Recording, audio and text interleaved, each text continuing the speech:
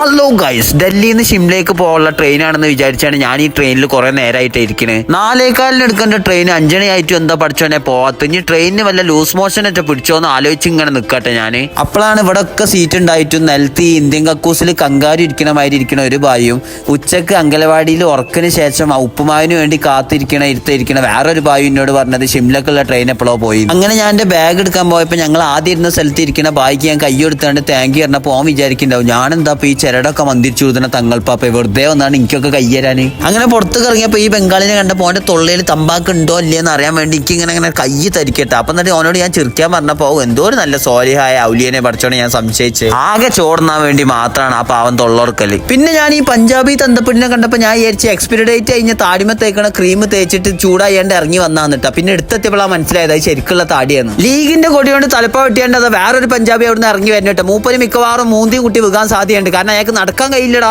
അപ്പോഴാണ് ഞാൻ ഈ ഊന്നുവടിന്റെ സ്ഥാനത്ത് നിന്നാണ്ട് മൂപ്പർക്ക് എല്ലാ സഹായങ്ങളും ചെയ്തു കൊടുത്തിട്ടാ. ഞാൻ ഭാവിയിൽ എവിടെയും കുടുങ്ങിയിട്ടുണ്ടെങ്കിൽ പഠിച്ചോനെ നിങ്ങൾക്ക് ഇതൊക്കെ ഓർമ്മ ഉണ്ടായാൽ മതിട്ടാ. നമ്മളൊക്കെ പെരയത്തെ സോഫമൊക്കെ എടുത്താണ്ട് പൂളപ്പൊരിയും പൂരം വർത്തവും പച്ചമുന്തിനും തിന്നാണ്ട് റീലാണ മാതിരി ഈ ബായി നിലത്ത് കിടക്കണമൊക്കെയാണ് എന്തല്ലേ. നമ്മൾ റിച്ച് അല്ലെങ്കിലും നമ്മളെ മൈൻഡ് റിച്ച് ആണെങ്കിൽ എന്തൊരു സമാധാനം അല്ലേ. ഡൽഹി മാർക്കറ്റിൽ നിന്ന് നല്ലൊരു കഷ്ണമീൻ പൊരിച്ചത് കണ്ടപ്പോ പൂതിയായപ്പോ ഒന്ന് തിന്നോക്കിയിട്ട് അറിയാതെ ഇപ്പൊ ഞാൻ ഏതോ ഒരു പള്ളിന്റെ അറ്റാച്ച്ഡ് ബാത്റൂമിന്റെ മുമ്പിൽ കൂളിംഗ് ഗ്ലാസ് ഇട്ട് നിൽക്കട്ടെ, കാരണം പള്ളന്റെ ഉള്ളിൽ ഗുളുഗുളു എന്നൊക്കെ ശബ്ദമൊക്കെ ഉണ്ട്.